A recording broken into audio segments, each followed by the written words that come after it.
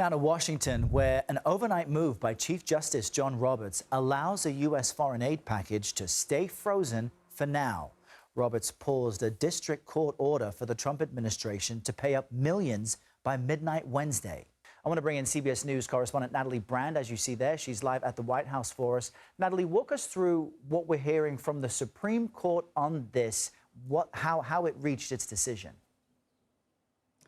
Good morning, Errol. And specifically what we're hearing from the Chief Justice, because it's Roberts who oversees requests for emergency relief from cases stemming from Washington, D.C. District Court. So that's why he made this decision last night, saying in this ruling that the administration did not need to immediately pay an estimated $2 billion in foreign assistance to pay for projects that had already been completed. Now, his ruling came after a federal judge here in Washington gave the State Department and USAID until midnight Wednesday to pay the bills. But the Trump administration argued that that timeline was impossible to comply with, that it required multiple steps to reinitiate these payments, and that could take multiple weeks. So they pushed back, appealed to the Supreme Court, and again, Chief Justice last night ruling, making this administrative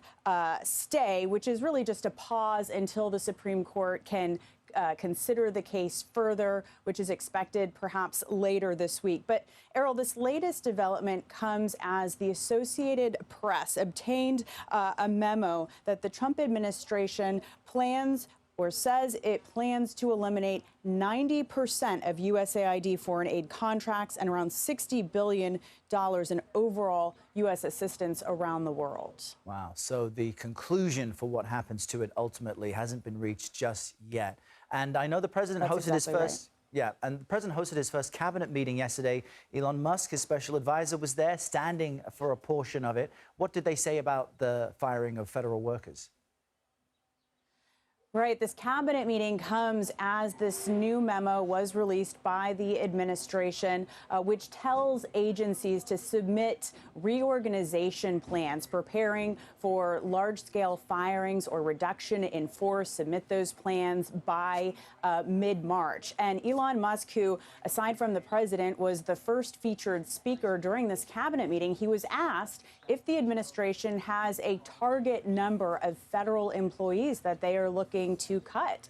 And he didn't put a number on it. Instead, he said that they're looking to eliminate non-essential positions or people who are not doing their jobs well. We know from this administration memo that agency heads have been asked to look for areas of, duplication or redundancy. But the issue of that directive from Musk over the weekend for federal employees to list their 5 accomplishments, that also came up. The White House saying that around 1 million federal workers had responded. But a reporter in the cabinet meeting asked, well, what happens to those other federal workers who haven't responded? Take a listen to what the president and Musk had to say. Those million people that haven't responded, though, Elon, they are on the bubble. Now, maybe they don't exist.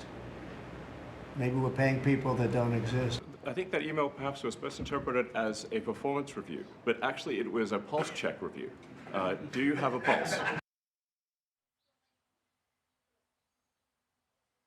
But remember, this highlights the continued mixed messages from the administration because, Errol, as you know, as we've reported, some of those agency heads told their employees not to respond, especially agencies dealing with national security. They said, pause those responses. We have our own procedures for internal review. And ultimately, the Office of Personnel Management had to say this is up to individual agencies to decide whether or not they want to make the employees respond to this latest directive.